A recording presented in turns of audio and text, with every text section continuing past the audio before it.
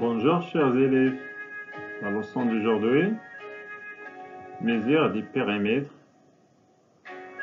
et de l'aire des polygones visuels. درسنا اليوم قياس محيط ومساحات مضلعات اعتيادية. جيد في الرياضيات المستوى السادس.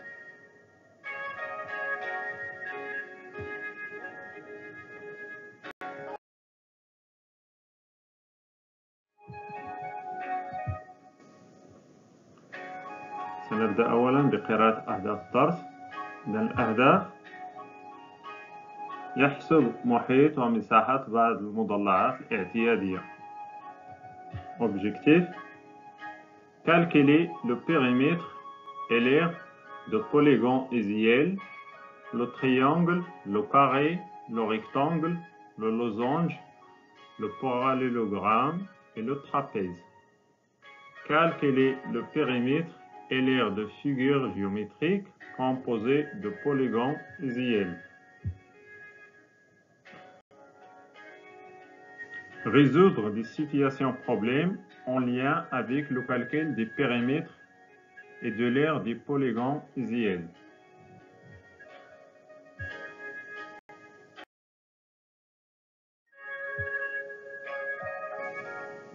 أعزائي التلاميذ، في المستويات السابقة رأيتم كيفية حساب محيط ومساحة بعض المضلعات الاعتيادية. سنقوم بالتذكير ببعض قواعد.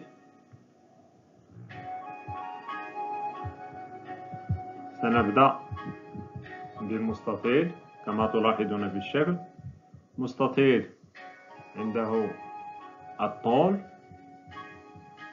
اللونغور، العرض L، لا لارجور. بالنسبة لمحيط المستطيل يساوي الطول زائد العرض في 2. بالنسبة للمساحة، مساحة المستطيل S تساوي الطول في العرض.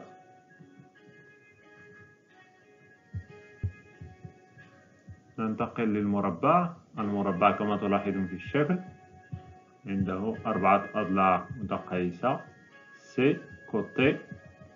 donc محيط المربع P يساوي 4 في C، يعني 4 في الضلع. مساحة المربع S تساوي الضلع في الضلع. نمر للمضلع الموالي. لدينا هنا المعين كما تلاحظون. المعين عنده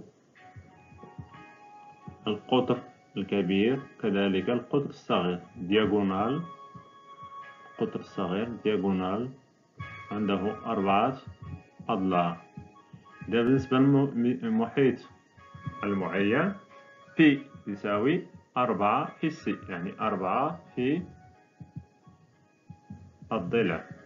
بالنسبة لمساحة المعين S نستعمل القطر الكبير في القطر الصغير مقسوم على 2. D في D مقسوم على 2. القطر الكبير في القطر الصغير مقسوم على 2.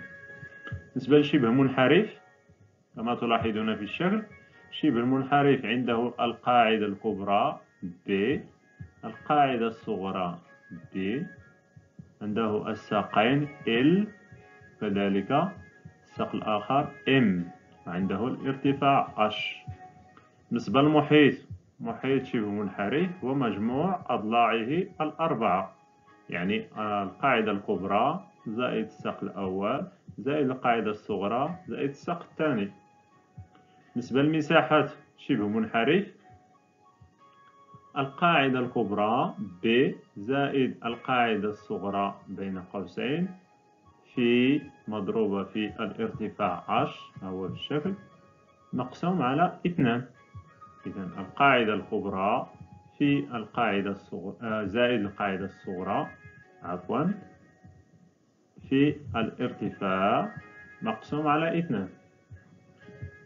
لنمر للمثلث. إذا بالنسبة للمثلث كما تلاحظون في الشكل B القاعدة عنده الضلع L ثم الضلع الثالث وكذلك الارتفاع مقابل للقاعدة. بالنسبة للمحيط المثلث هو مجموع أضلاعه الثلاثة. إذا الضلع القاعدة زائد الضلع الأول زائد الضلع الثاني، يعني مجموع أضلاعه الثلاثة. بالنسبة للمساحة، مساحة المثلث كما تلاحظون في الشكل B يعني القاعدة مضروب الارتفاع مقسوم على 2. القاعدة في الارتفاع مقسوم على 2. نعم. لنمر لمتوازي الأضلاع كما تلاحظون في الشكل متوازي الأضلاع. إذا بالنسبة لمتوازي الأضلاع عندنا في الشكل محيطه يساوي الطول L في هنا عنده العرض. إذا الطول زائد العرض في 2 مثل المستطيل تماما، الطول زائد العرض في 2. نفس الشيء بالنسبة للمساحة، مساحة S تساوي يعني الطول في الارتفاع من الارتفاع H يعني L في H.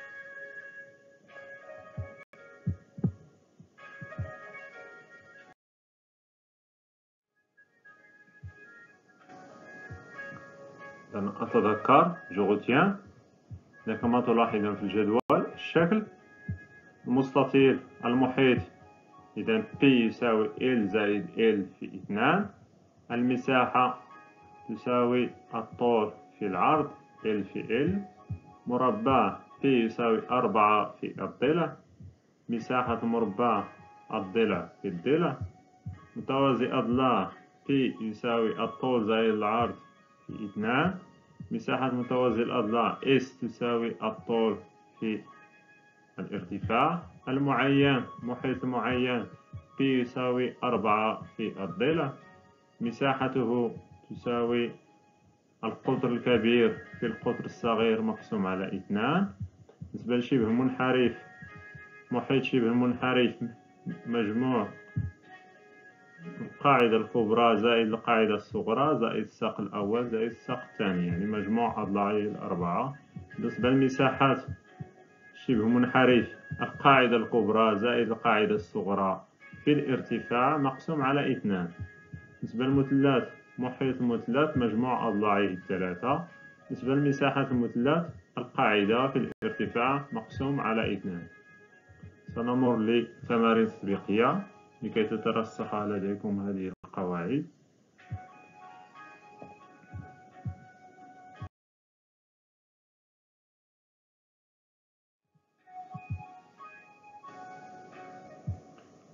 Donc, je m'entraîne.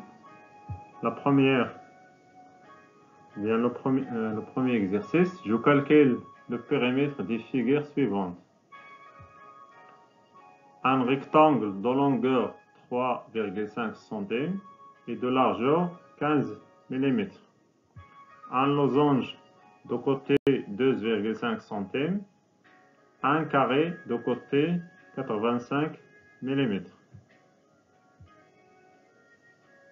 Un triangle de côté L égale 8 cm, B 10 mm, M 0,2 décimètre. Réfléchissez bien. Après, on passe à la correction.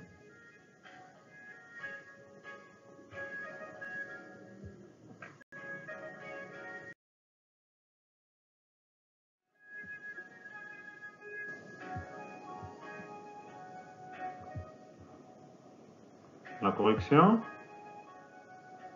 un rectangle P égale L plus L fois 2, 3,5 plus 1,5 fois 2 égale 10 centimes. Un losange P égale 4 fois C égale 12,5 fois 4 égale 50 centimes. Un carré P égale 4 fois C 8,5 fois 4 égale 34 centimes. Un triangle P égale B plus L plus M égale 8 plus 1 plus 1,2 égale 10,2 centimes.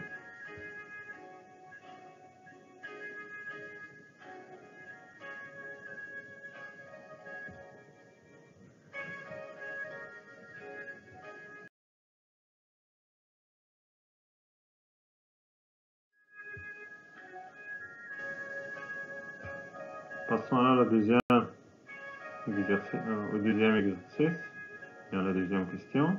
Je calcule l'aire des figures suivantes. Un rectangle de longueur 4 centimes et largeur 6 centimes. Un carré de côté 3 centimes. Un losange de diagonale 4 centimes et le petit diagonale 1,5 centimes. Un triangle de B base égale 5 centimes et la hauteur 4 centimes. Un trapèze de grande base 8 centimes et petite base 4 centimes et la hauteur 5 centimes.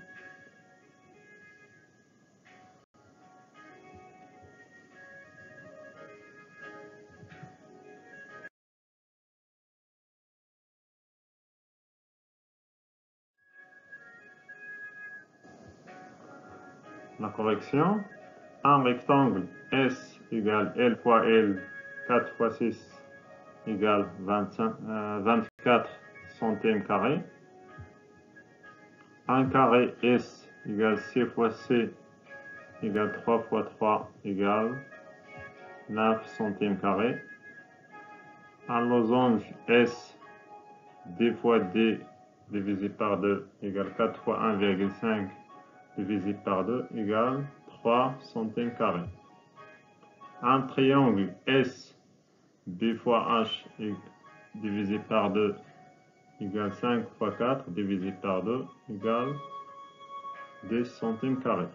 Un trapèze S égale B plus B fois H divisé par 2 égale 8 plus 4 fois 5 divisé par 2 égale 30 centimes carrés.